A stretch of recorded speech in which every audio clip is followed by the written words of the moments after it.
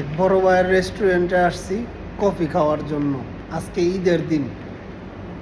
কিও বড় ভাই, আজকে আপনি কাজে একটা কাস্টমারও নাই, আমি আপনার প্রথম কাস্টমার, তাও আপনি সকাল সকাল কাজে চলে আসছেন, ব্যাপারটা কি? শাওন ভাই কি যে কমু দেন, কাস্টমার নাই অথচ মালিক আনায় বহায় রাখছে, কাম কাজ নাই, তারপর টাইম টু টাইম আইতে হবে। এটি যে বিদেশ, এটি যে প্রবাসীর লাইফ।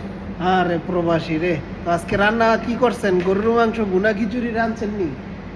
ভাই আজকে তো অনেক রান্না বান্না করলাম, কোন গরুর কি? মাংস, বুনা খিচুড়ি, পোলাও, পোলাও, রোস্ট, হ্যাঁ, রোস্ট, এরপর খাসির মাংস, খাসির মাংস, সেমাই, সেমাই, কোন কি অনেক এত কিছু কিছু ভাই। রাঁধছেন?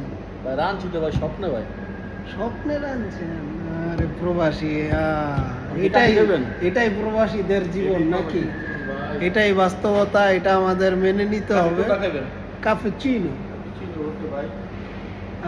এটাই বাস্তবতা, মেনে নিতে হবে, কিছু করার নাই। প্রবাসীদের কোনো ঈদ নাই। যদি ভিডিওটা ভালো লাগে অবশ্যই কমেন্টে জানাবেন। ধন্যবাদ সবাইকে।